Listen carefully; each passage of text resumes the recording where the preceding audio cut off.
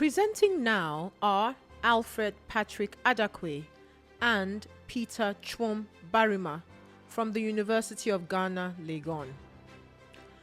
Alfred Patrick Addaquay, PhD, is a senior lecturer in the Department of Music at the University of Ghana, Legon. His primary area of research is African music theory and composition, and he has made significant contributions to music analysis, ethnomusicology, music education, and music commerce. In his capacity as both a scholar and composer, he investigates the intersection of Western art music forms and indigenous African idioms, with an emphasis on pedagogical relevance and theoretical innovation. Among others, his compositional portfolio comprises the oratorio Laudateur Christus, the cantata Affaires in Sacre, the Kiekekule Sonata, and the Sanku Concerto. His work advances contemporary African art music in both scholastic and creative domains by bridging academic research and artistic practice. Peter Twum-Barimah is currently a lecturer at the Department of Music, University of Ghana, Legon. He teaches courses in theory and composition at the University of Ghana, Legon. He studied at the University of Ghana for his bachelor's, MPhil, and PhD degrees. His publications speak to nuances and contemporary developments in choral music, with emphasis on structure, harmonic sensibilities, performance practice, song text, and philosophies that are associated with music. He is also the Deputy Director of Music and Principal Organist at the Holy Spirit Cathedral at Dabraka, Accra, Ghana. He is also a co-director to the following groups: Christ Anglican Church Choir, University of Ghana, and the Cantoribus Chorale at Holy Spirit Cathedral. He is a member of the Maestros Catholicum, Catholic Musicians of Ghana. Please welcome Alfred Patrick Addaquay and Peter Twum-Barimah as they present Beyond Borders, Diaspora, Definition and Directions in African Art Music. So the topic, as mentioned, Beyond Borders, Diaspora, Definition and Direction in African Art Music.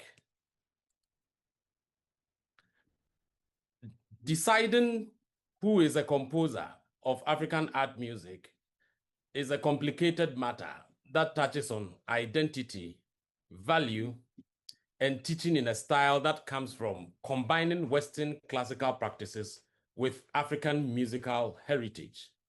Scholarly, opinions on this topic vary, showing both similar and different ways of understanding the composer's part in this mixed musical setting. However, let's look at a few scholarly positions. Muller, 2022, asserts that African art music is an artistic and discursive concept that includes a wide range of musical styles from all over the continent. He wants a definition that includes everything and takes into account past exclusions, especially when it comes to South African works that were left out because they were politically and artistically isolated. So this calls for acceptance, fits with Kaplan's practical view, which says that an African art music artist combines different types of music, mainly Western and African ones, as cited by Brookman, 2017.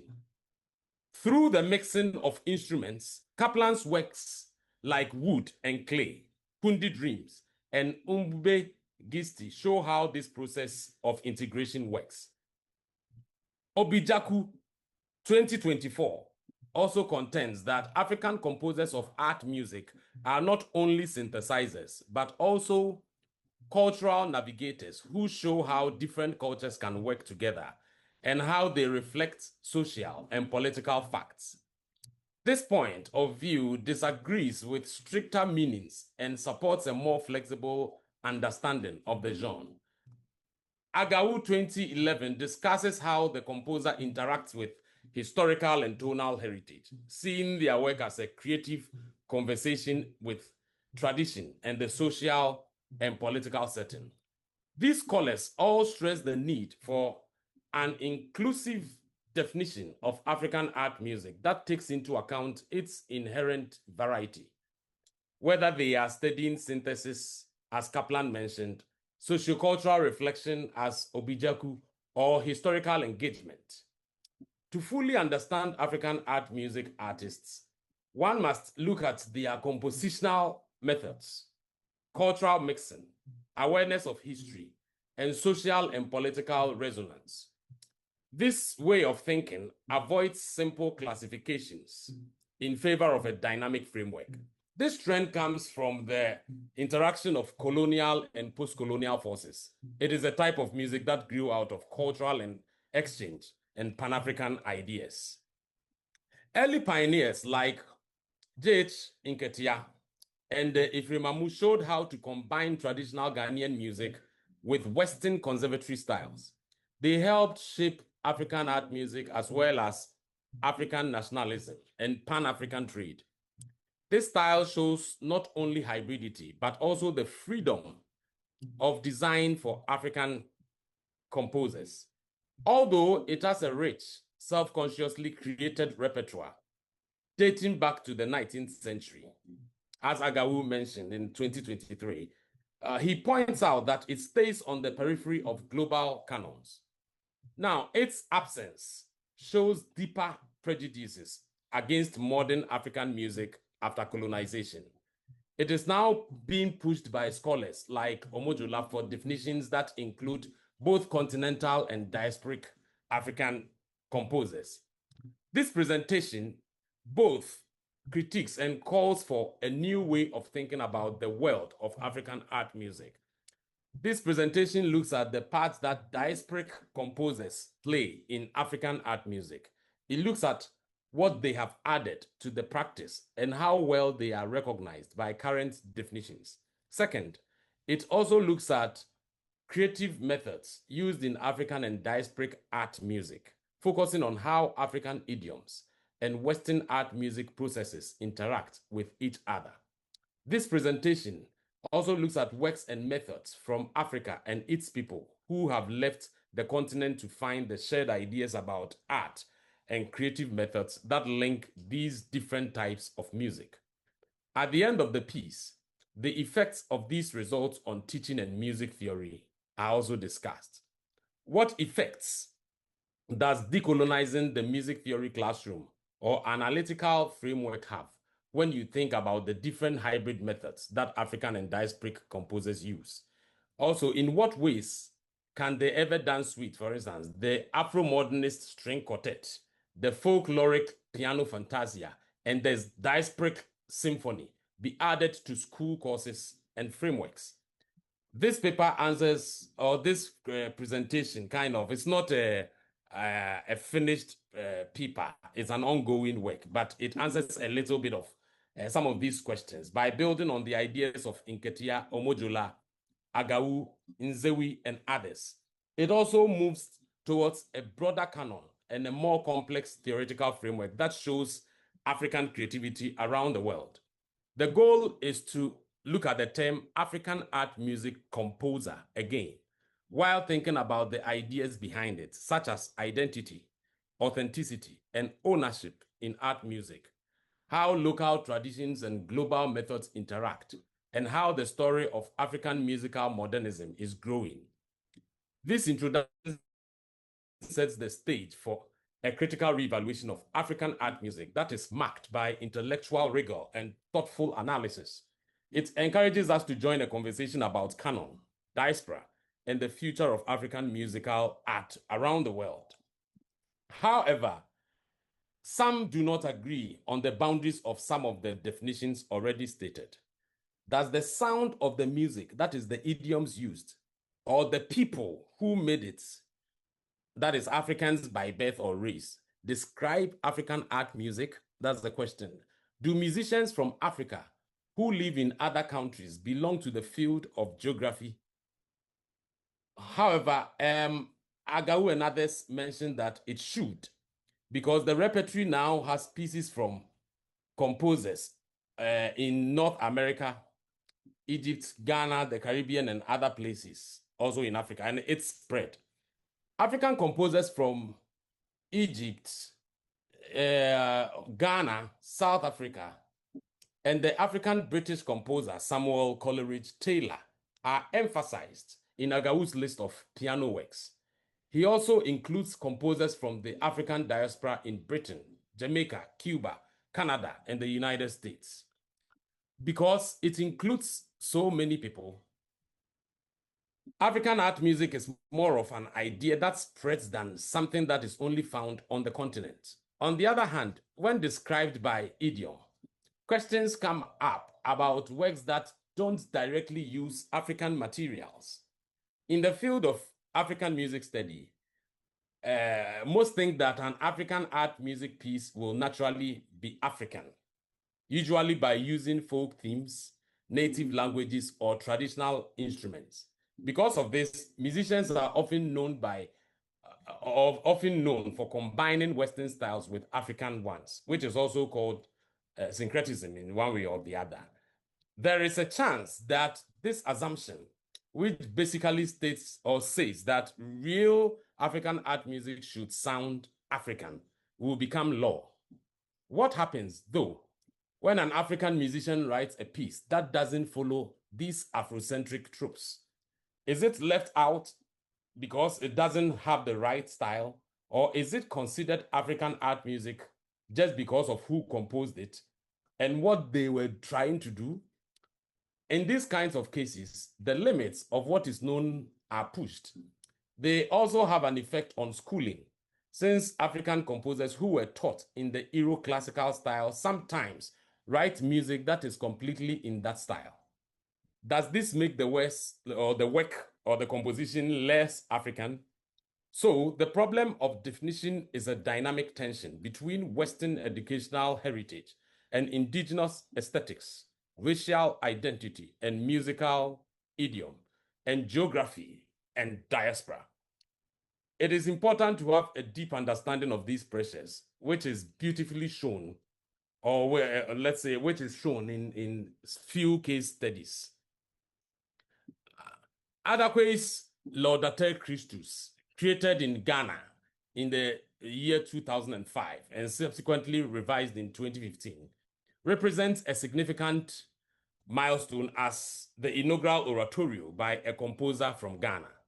Rooted in the tapestry of European Baroque and classical traditions, this composition draws inspiration from Handel's Messiah and Haydn's Creation, as reflected in its overture and three-part structure, featuring a central praise symphony section, as quoted by Johnson in 2015.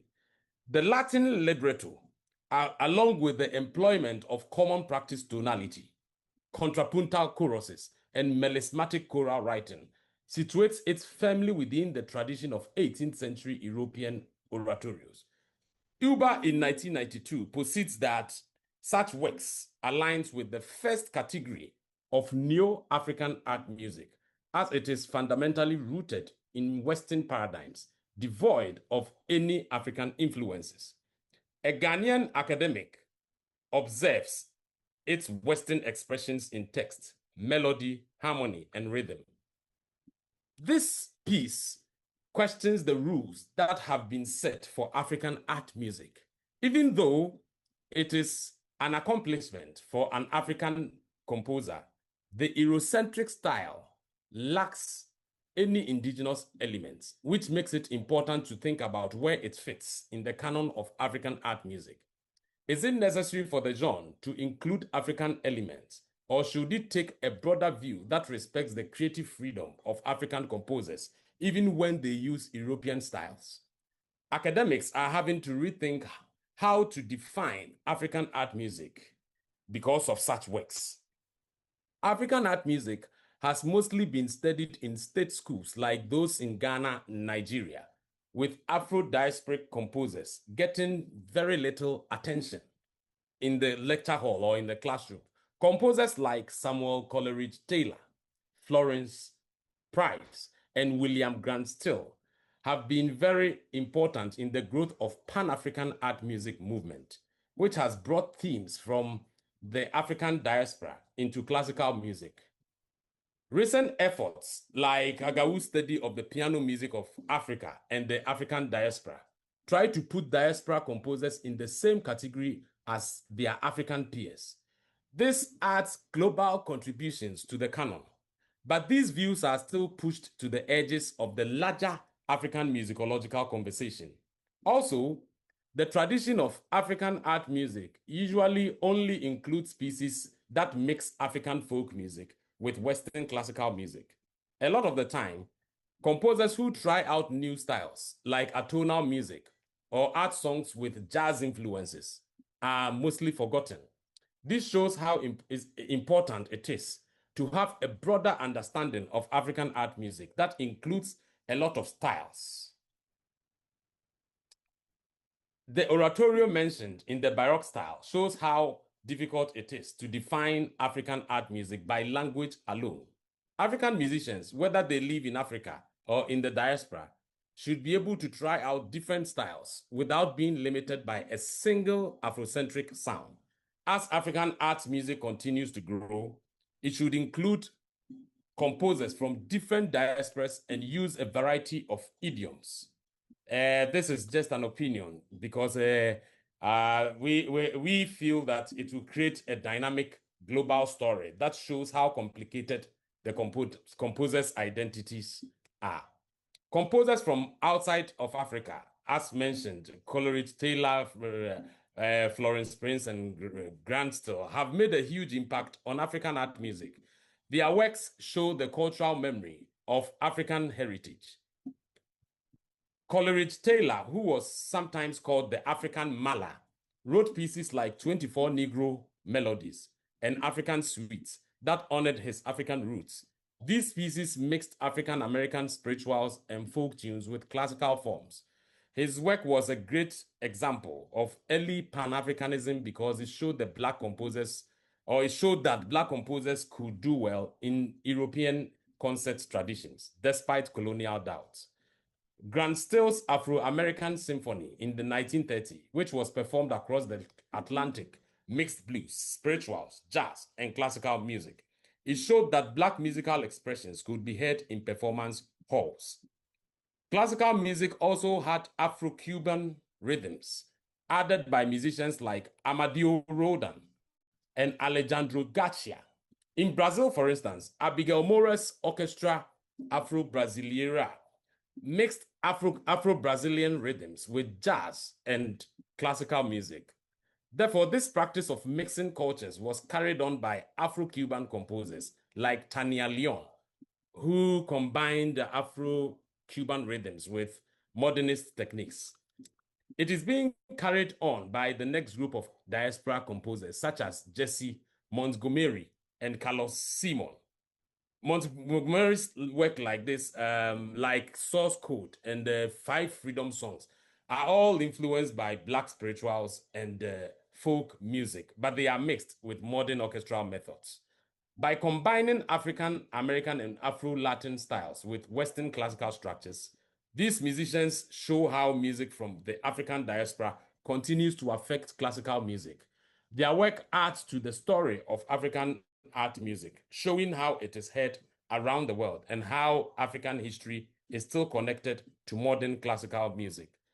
Some of the frameworks used were semiotics, postcolonial critique of African representation by Agawu, Omojola's national style as identity formation. And then, of course, there's a critique with care to propose post-national cosmopolitan alternatives. Toriskin, his historical narrative versus ossification.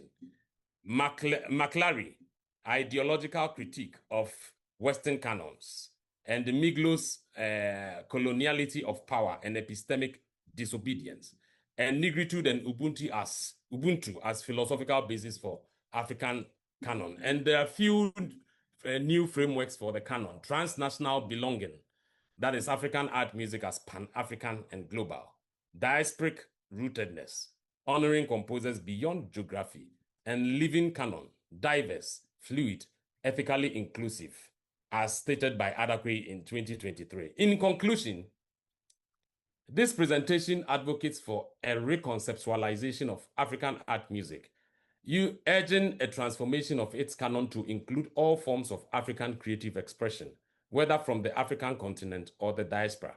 By exploring the legacies of figures such as Amu, Nketia, Uba, Sowande, and Omojola alongside diasporic composers like Coleridge-Taylor, Still, Legon, Montgomery, and Simon, the presentation emphasizes a rich, polyphonic Africanness that resists oversimplification. The inclusion of Addaquay's Laudateur Christus challenges reductive narratives, asserting that African composers should be recognized as independent contributors to the global art music. Drawing on theoretical frameworks from Agawu's semiotics to decolonial perspectives, the paper argues for a canon based not on stylistic traits, but on the profound cultural contributions of African art music. It calls a canon that reflects the diverse idioms and global realities of African musical heritage, fostering unity and cultural understanding. Thank you. So, welcome questions from anyone. This is George Daw. Dr. Addaquay, thank you for your thought-provoking presentation. First correction, you cited Carol Mueller. She is Carol. So okay. You should have used she, not he. Oh, okay. Then my point is that regarding your question, whether it should be about the idiom or where the composer comes from, I have emphasized the importance to distinguish between a composer of African art music and an African composer of art music. Yes, sir. I know a Ghanaian who was trained in Austria. He writes and he does nothing South African. I think he is an African composer of art music. I believe strongly to qualify as composer of African art music, that must be reflected in the work itself. Thank you. Thank you so much. Okay, thank you. Oh, Prof. Thank you. I thoroughly enjoyed that paper, and I think you raised a lot of interesting questions that are pertinent to the symposium we're having, so thank you for that. I just wanted to make a couple of, really there are footnotes, if you like. Yes, sir. The first one is that there has been a lot of discussion among our colleagues in African literature and African philosophy about many of these issues of identity. The philosophers were arguing about what is African philosophy, is there an African philosophy? And I think, unfortunately, sometimes we forget that these discussions could enrich what we say as musicologists and so on. So it would be good to sometimes just take a multidisciplinary approach, see what we can glean from our colleagues, especially in African literature and African philosophy. So that's one. The second thing I wanted to say, I'm afraid I don't know your oratorio, but I'm very intrigued, and as soon as I have a chance, I would want to listen to it. But I did want to point out that the tradition of pastiche composition, that is, writing music in a style, in a stated style, was actually part of pedagogy in the UK, in Germany, and elsewhere. Yes. Some of us who had the privilege of that could produce a trio sonata, you know, in the style of Corelli, or write a two-part invention in the style of Bach, and so on. We considered those exercises. We did not consider them original compositions. So somewhere, I think it would be good to draw a line between, the exercise of writing in a certain style as an intellectual or musical exercise, and making an original contribution. Now, it's a long thing, and we can talk about that, but it seems to me there is a difference. If I sit here now and say, okay, I'm going to write a chorus that will sound exactly like Haydn, some people would take the view that actually that you're not making a contribution. You're just reproducing a style. And there are people in the avant-garde who actually get very upset about that. It's like, this has been said before, and you're saying it again. Now, I don't necessarily agree with all of it, but I'm just bringing it up as an issue to consider. And the last thing I'll say, sorry, I'm being bodied today. So the last thing I would say is this question about mixing cultures. I know it's very easy analytically to say we have Western and we have African. And we've been working with this duality for a very long time. I think there's something very problematic about that duality. Because when a composer today is writing a 5/1 progression, it's not because they know the entire history of Western functional harmony and so on. They heard it in their hymns, they hear it in their church, they hear it in the popular music. So this thing that you would say is of Western origin has become African. So I would really like to encourage us to start thinking about how long something can be described as consisting of two things on the basis of origin, and at what point it becomes African. Out of the tradition, yes. Yes, and just to add to that, what we call African is also sometimes an oversimplification, because as you know, Africa, of course, has many ethnic groups, and there are many musical styles that borrow from different African idioms. Somehow, we don't interrogate that mixture of idioms as much as we do this Western versus African. To do so, in fact, and I will just finish on this somewhat subversive note, to do so is to overvalue the West, is to always make them the point of reference. And I think if we can start to move away from that a little bit, it would be helpful. Thank you. You're welcome, sir. The points are really taken, and we will work on that. Thank you, sir. Thank you. Thank you, Doctor. So I like your inclusive approach to how we think about the works of Black composers. Hello? Okay.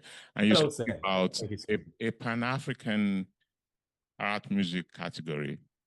And you also mentioned global art music. Yes. At what point, or maybe I may end up contradicting myself, but I like the idea of Pan-African art music. Are we still going to be able to identify a distinctly Pan-African art music? Where does that border end? In other words, is it a completely inclusive way of thinking about Pan-African music? If we're talking about African music, I think we can kind of begin to look at possible extreme margins of that categorization. But then once we open it to a Pan-African style, does it become a completely borderless category of genre? I hope you got my question. Yes, please.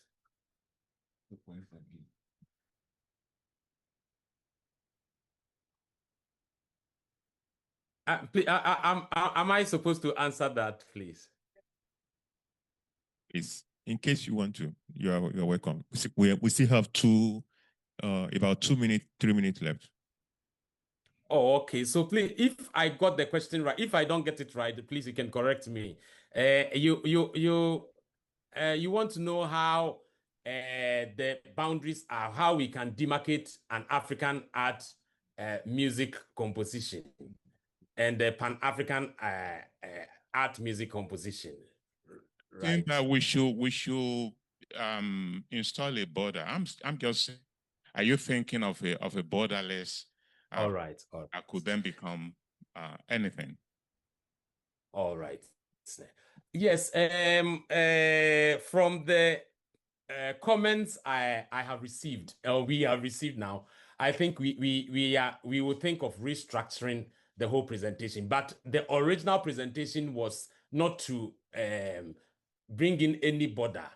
We were thinking that everything must be inclusive. For instance, an African may decide to write a fugue in the style of Bach, but maybe few bars or something may show Africanness. Let's take it that I'm just giving an example. Maybe 80% of the rhythmic impulses are Bach style, but maybe there is a 20% African somewhere.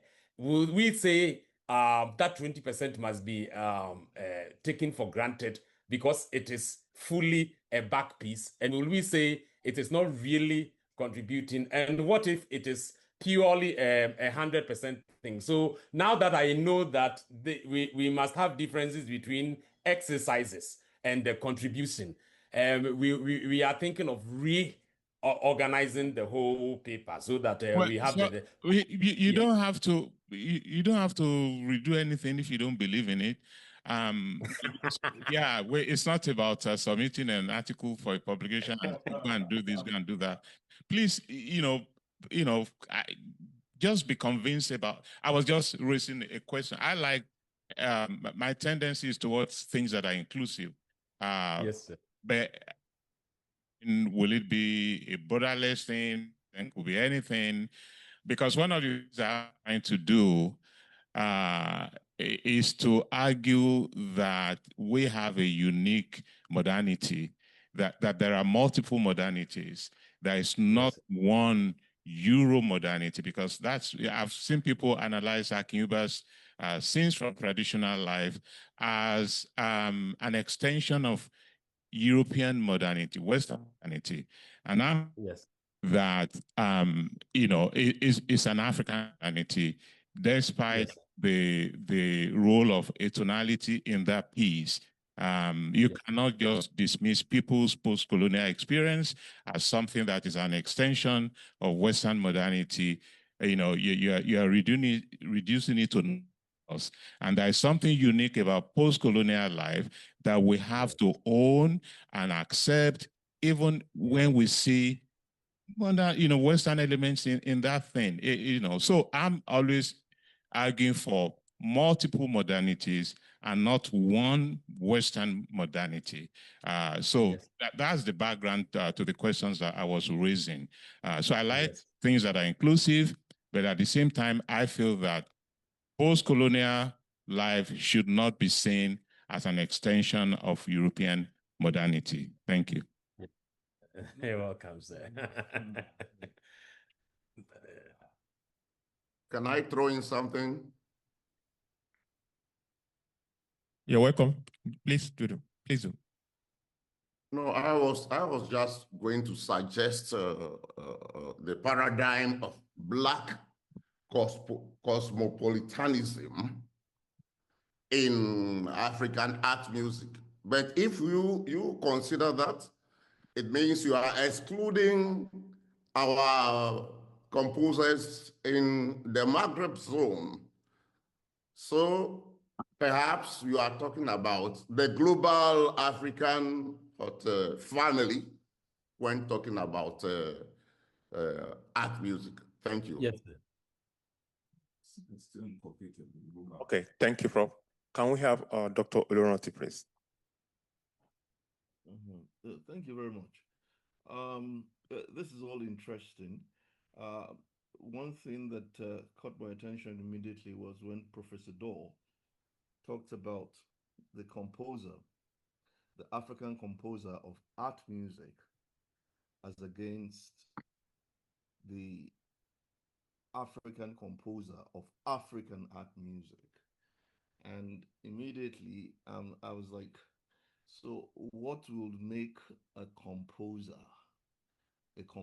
of African art music?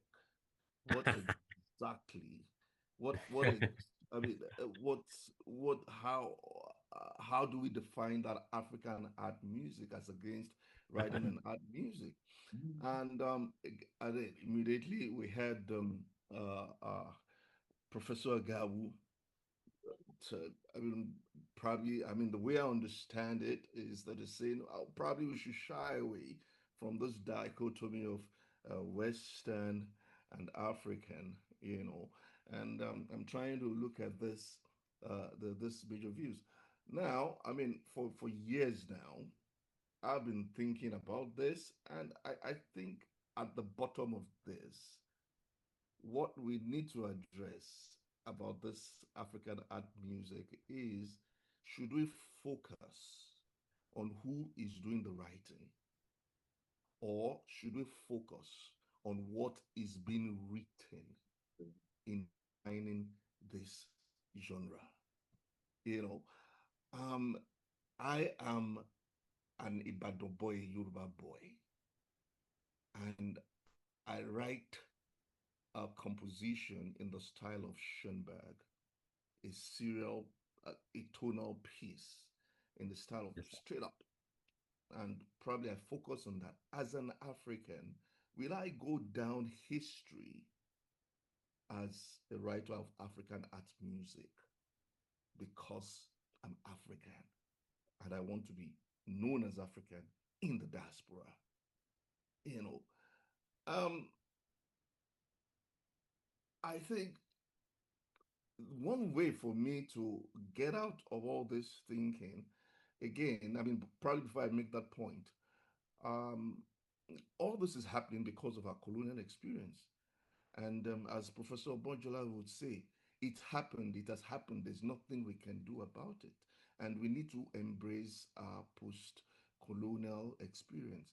I think one of the biggest problem is the fact that with that colonial experience, we keep making Western art music, so to say, our point of reference.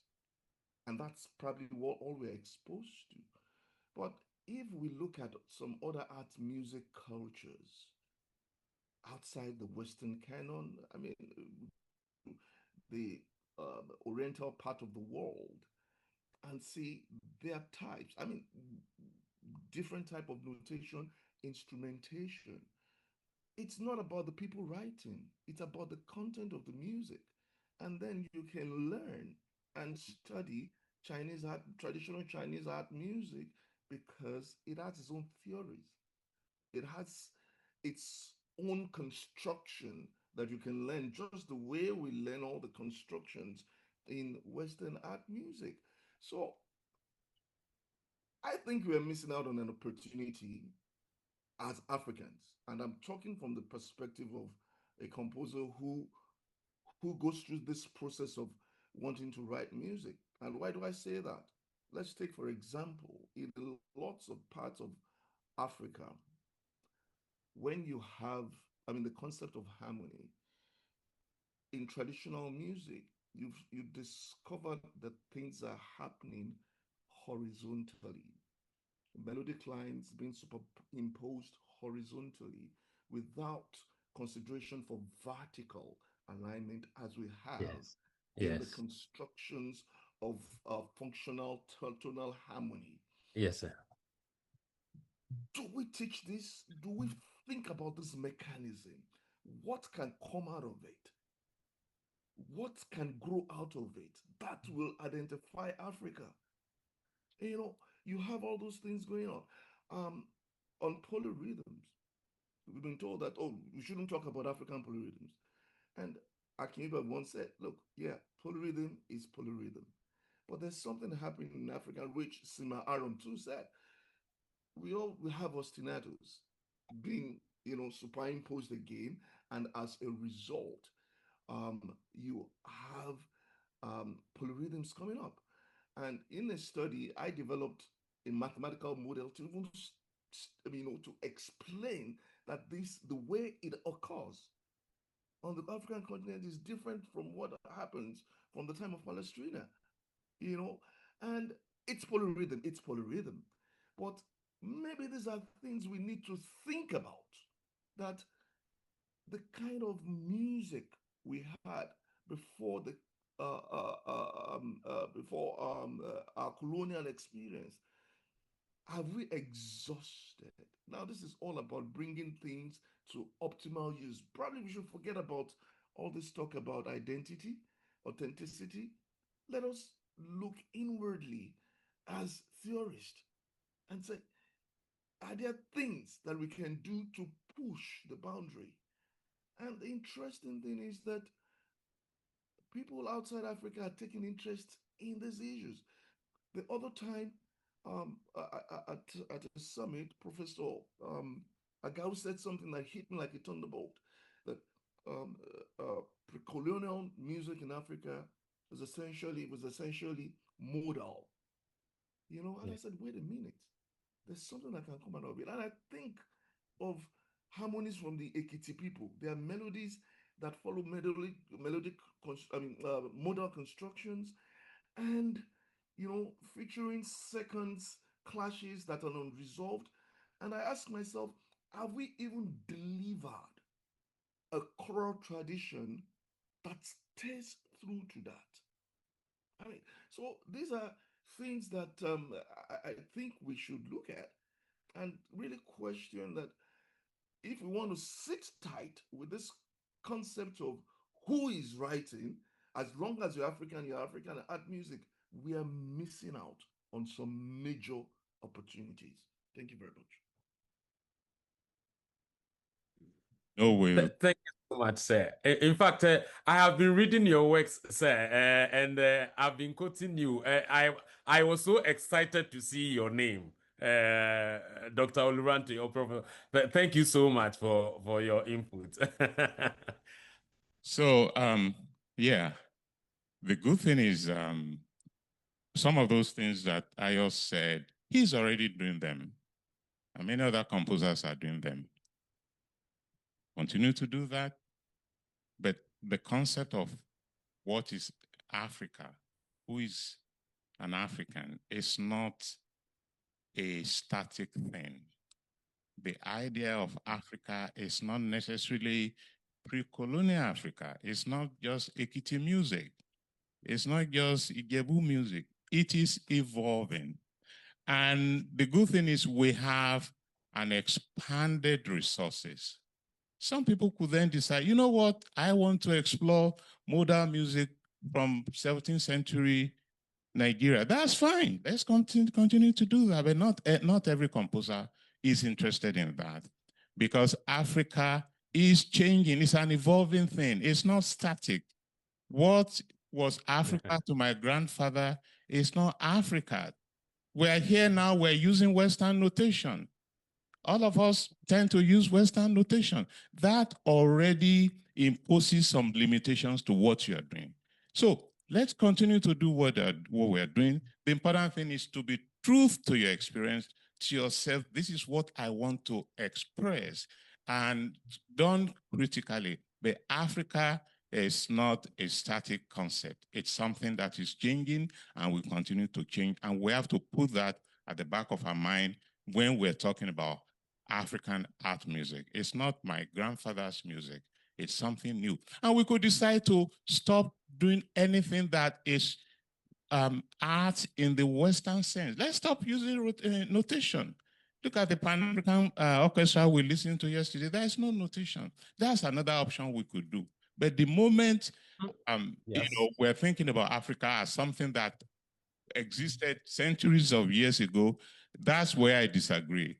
Africa is constantly evolving, and we cannot set limitations. And finally, composition is a personal experience. Thank you.